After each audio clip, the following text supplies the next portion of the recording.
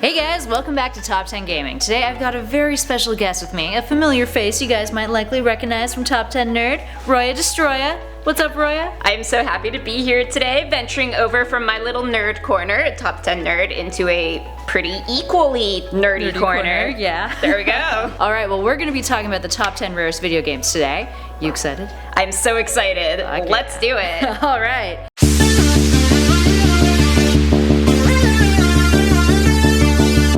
And number 10 is Tetris for the Sega Genesis or Mega Drive. Well, we all know that Tetris is one of those early staple games that we've all played, regardless of whether you're a gamer or not. It may come as a surprise to you that there's a version of Tetris out there that's pretty hard to come by. Tetris for the Sega Genesis or Mega Drive was never actually released due to Nintendo's exclusive rights over the game. Tetris creator Alexei Pajitnov confirmed that this unlicensed version of the game exists, and Racket Boy has estimated that approximately 10 copies of the game exist today. And at number 9 is Superman for the Atari 2600. This game based on the Man of Steel was actually pretty popular when it was released back in 1979. At the time, it was fairly groundbreaking, having been the first of its kind for home consoles, even scoring a place in the Video Arcade Hall of Fame. So while many video game aficionados may have a copy kicking around in their basement or their attic, ones that have copies of the game with yellow font on the cartridge can go between $17,000 to $35,000 American. Damn. Up at number 8 is E.T. the Extraterrestrial. Similar to Superman, this game was pretty easy to find back in the day, but this adaptation of Spielberg's classic film definitely didn't get the same kind of reviews. It bombed, with some claiming it's actually the worst game Atari's ever put out. This is likely due to the fact that the game's development was rushed, with it being pumped out within 6 weeks before debuting on store shelves. And honestly, that's where many of them stayed, due to record low sales, leaving Atari with a ton of unsold copies of the game. So much so that they actually buried hundreds and hundreds of them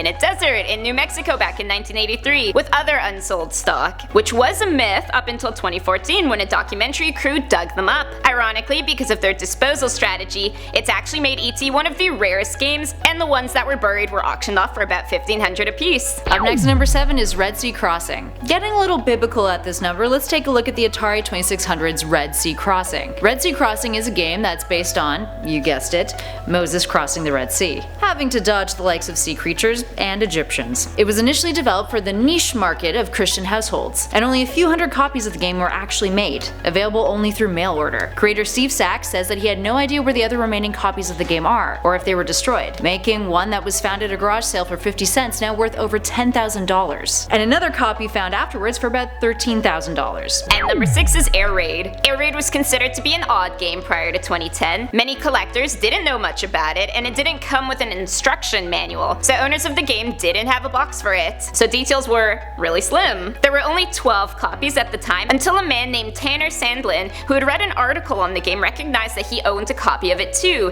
the 13th on record, with a box. He sold it for $31,600. Another copy resurfaced as well, which had the box and the instruction manual, and sold for $33,433. Keep those boxes, kids. And our number 5 spot is PT. One of the more recent games on our list, PT, or rather Playable Teaser, was a first-person psychological horror video game developed by Hideo Kojima and Guillermo del Toro, set to be an installment in the Silent Hills franchise. It was briefly released in August 2014 for the PS4 on the PlayStation Network, but then the game was cancelled, and it was pulled down, after it had been downloaded about 1 million times, that is. Despite being short, it received rave reviews, with people considering it to be one of the best horror games to date. Konami has been highly criticized for deleting the game though, with Kotaku even remarking that, I quote, "The deletion of PT was wrong since the demo had become a part of gaming culture." In the number 4 spot, we have Birthday Mania. Another Atari 2600 game, Birthday Mania only has one known copy still in existence. Released in 1984 by Personal Games Company, it's basically just a series of mini games that are all birthday themed. Pop balloons, blow out candles, that kind of thing. And it came with a box, there's that box again, that allows you to personalize it. While it's not the most interesting or challenging of games, it can still go for up to $3,500. Happy birthday indeed. And in our number 3 spot is Nintendo World Championship. Back in 1990, there was a time competition held by Nintendo in LA, in which players faced off against each other for a combined high score in 3 games: Red Racer, Tetris, and Super Mario Bros. 116 cartridges were made for the finalists of this competition, 26 of these being gold. And how many of these gold cartridges have been confirmed to be found today? Only 13. And if you're curious, they go for around $20,000 a piece. In number 2 spot, we have Stadium Events. Released by Bandai in 1987, this game was later bought out by Nintendo. The game initially was created to be a family-friendly game containing a fitness mat that you moved around on that made the characters in the game move. When Nintendo bought it out in 1988, they changed the name, called it World Class Track Meet, and to avoid confusion, had all of the stadium events versions of the game destroyed. But 200 copies had already been sold, and experts estimate that only about 20 complete copies of the game still exist. And how much does it go for? Well,